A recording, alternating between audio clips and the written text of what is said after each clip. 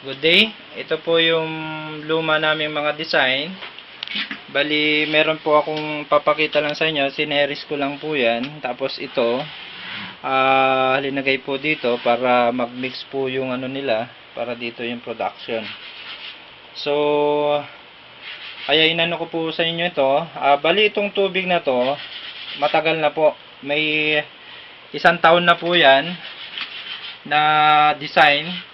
Pero makikita nyo po, yung plates niya, ganyan pa rin po siya. Yan. May konti lang po na, no, pero, kumbaga, nandyan pa rin po siya.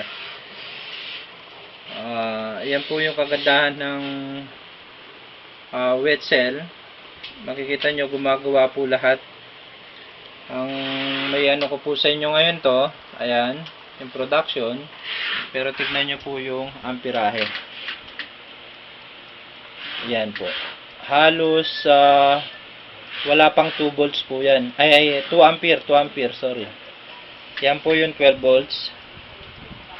Yan po yung ating ano, makikita nyo, papatayin ko. Okay. Yan po yung ano niya. So, i-on natin. Yan. Yan po yung ano niya. So, habang tumatagal, bumababa din po siya. Ayan, bumababa po siya ng konti. So, halos 0 na po siya. So, 1.5 ampere kamo na lang. Pero i-compare po, tignan nyo po yung production. Wala pong patid po siya na ano. Ayan. Ayan. 12 volts, 1 ampere, yan po yung production.